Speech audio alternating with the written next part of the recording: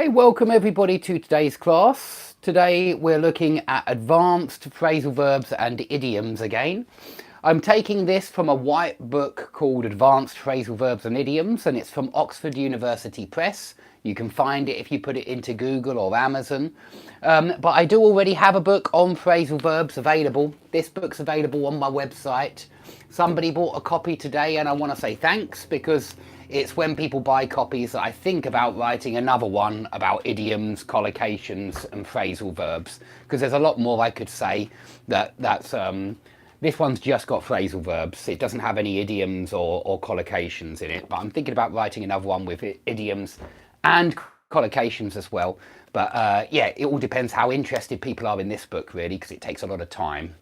Now, hi Anna, good morning. Now we're gonna start with to err on the side of caution. So if you err on the side of caution, you're doing something to be on the safe side. Yeah, to be on the safe side. We often say that as well, to be on the safe side. And it means to do something carefully. If you err on the side of caution, you're going to do something carefully just to be safe, just in case. Okay, so it's very common, this one, to err on the side of caution. It sounds quite formal to me, quite formal, but it's a really common idiom, very, very common indeed. So if you do something to err on the side of caution, you do it to be on the safe side. You do it in order to be safe, to be careful. You do something carefully. Good morning, Tanya. Nice to see you. Okay, to have time or money to play with. This means that you've got some free time or some spare cash, some free money that you can do something with, that you can play with. So it's quite, it's what you would expect it to mean, I think.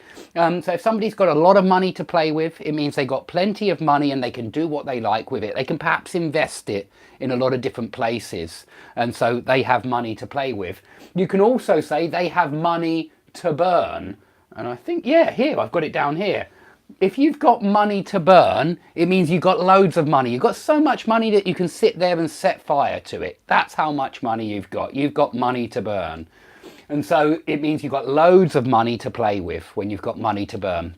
Again, it's really common, that idiom, so do learn it. Put somebody off can mean two things, really. It can mean distract. Oh, that's very poor spelling for distract. Distract somebody. So if you're driving and the kids are arguing, shouting, screaming in the back, they can put you off your driving. It can be dangerous. They can distract you. And so you'll probably tell them off. You'll give them a stern ticking off. You will tell them off because it's putting you off. So it means distract, but it also means to make somebody stop liking something. So make somebody stop liking something. So, for example, you might say, the smell of smoke always puts me off my dinner.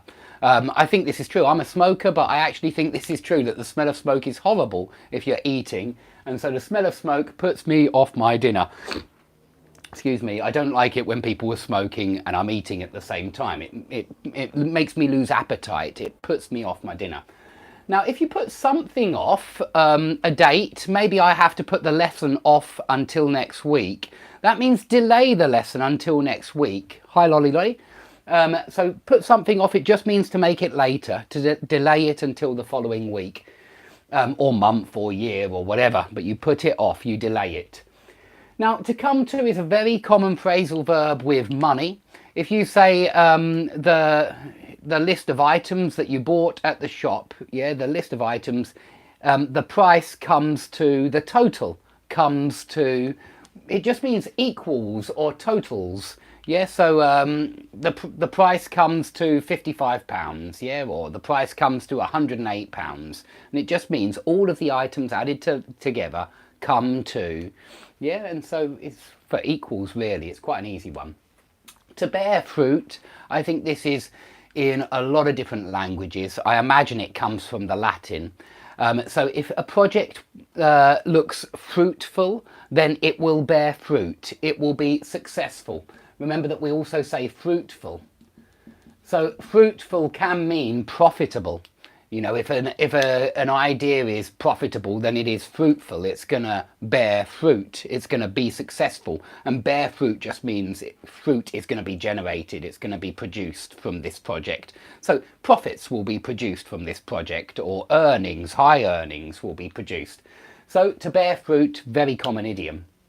To have more money than sense. Now this means that somebody is filthy rich. Yeah, that just means really rich, horribly rich, you might say. Filthy rich. It collocates very well.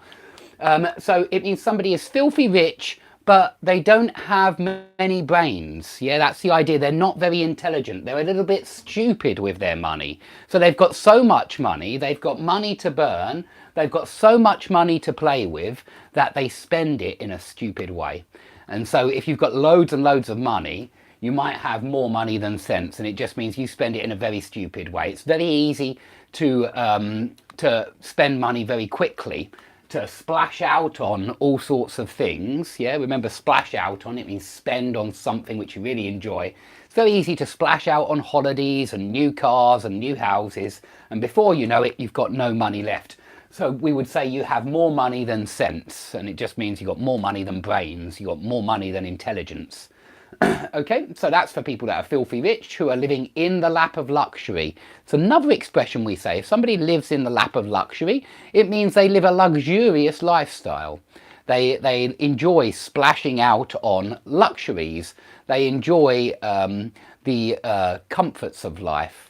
Okay, so they live in the lap of luxury, and usually lap is just your leg. A cat sits on your lap sometimes. Mine never sits on my lap, but a cat will sit on your lap, or a small child, or a dog.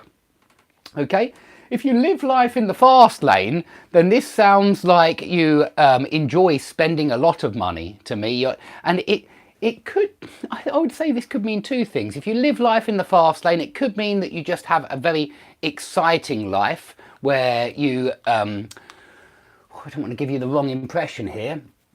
Maybe you're spending lots of money on champagne and you're splashing out on lots of different things. I think it's very often when you spend money very quickly on expensive stuff, it means you're living life in the fast lane. You've got money to burn, and so you're living life in the fast lane. You're splashing out on all sorts of things. Now this one's very often used with money as well. You've probably noticed that there are a lot of money expressions today. If you say something like, he would think nothing of spending £200 on a bottle of wine, that means that it's nothing for him. £200 is nothing for him, and it doesn't matter. I mean, it's normal to spend £200 on a bottle of wine. Now, for me, that's very, I would never do that. That's extremely difficult for me to do. I couldn't spend such an astronomical amount of money on just one bottle of wine, but he would think nothing of doing that. So it means that it's nothing for him to do that. It's really easy for him, and it's normal. He doesn't consider it strange or extreme. And so it's when somebody doesn't consider something extreme that you do consider extreme. Okay, if something costs an arm and a leg, it means it's really overpriced. Yeah, you could even say that. It's overpriced. It's got an exorbitant price. Yeah, you could say overpriced as well. It's priced too high. It's an astronomical price as well. Astronomical collocates very well with prices, for high prices. Okay, so something can cost an arm and a leg. And also set foot in it's kind of more like a phrasal verb, this one, but we use this meaning to have been somewhere. So in the 1960s, mankind first set foot on the moon. And you might have an on there. If you believe that particular idea, then you could say in the 1960s, mankind first set foot on the moon. But we very often use this in negative sentences. We very often say something like, I have never set foot in that country, or I have never set foot in that restaurant. I've never been there, yeah? And so it's very often used in negative sentences to say that you've never been somewhere. I've never set foot in that place. Okay, if something happens in a matter of seconds, minutes, days, weeks, months, years, you're just emphasizing how quickly it happened. So he stole my bag in a matter of seconds. Yeah, and it just means he did it really, really quickly. It didn't take long at all. Or you might say, I sold my house in a matter of days. It was only a matter of days for me to sell my house. And of course, you're emphasizing how quickly it took place. You expected it to be weeks or months, but it was only a matter of days. Good morning, Otto. I will see you in about a quarter of an hour or 20 minutes. So I'll have to speed up to make sure I'm on time for your class.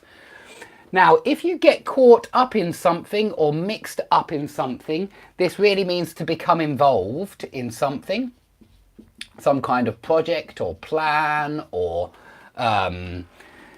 anything really. You can get caught up in anything. So just become involved in something. Make sure you know those ones because they're very common phrasal verbs, all of those. Oh, I forgot to mention, money is no object. When you say this, money is no object, you mean money is not important for me. The price isn't important. It doesn't matter how expensive it is. It doesn't matter how exorbitant it is. How astronomical the price is not important because I'm definitely going to buy it. Yeah, for example, you might say, I want the very best wedding possible. Maybe you're getting married. I want the best wedding possible and money is no object. I want the best champagne. I want the best tables, the best restaurant. Money is not an object. Just means I don't care how much it costs. I want the best. Okay, let's keep going over to this one. To live beyond your means to spend more money than you actually have. So you're getting into debt if you're living beyond your means. You owe a lot of money. Yeah, it's not good to live beyond your means, of course. And to be in arrears with your rent, it means to be behind or get behind with your rent. To fall behind with your rent. And it's not just mortgage repayments that you can get behind with. You can get behind with other bills, certainly. But we would say be in arrears with your rent. Okay, to live from hand to mouth. You should remember to live on the breadline in the previous lesson, because that's the same, basically. If you're living from hand to mouth, you're just about getting by. You're only just surviving. Don't forget get by as well. You're just getting by on the money that you have. You're just about making ends meet. So that's very similar to this one, make ends meet. You're just able to make ends meet, but nothing else, okay? So to live from hand to mouth, to live on the breadline, to set something by, set money aside, put money by, put money aside, save up some money. They all mean save up, those ones. They're all phrasal verbs that mean save up. So you've got 5 there. Now, if you put down a deposit, you pay a deposit for something to make sure that it's going to be yours in the future. You usually put that deposit down, that first payment, to make sure that it's yours and to show that you're interested in buying it in the future. So you might put down a deposit for a house, for example. Now, to say the least is an excellent phrase. We very often use it. But another one, which is exactly the same, is to put it mildly.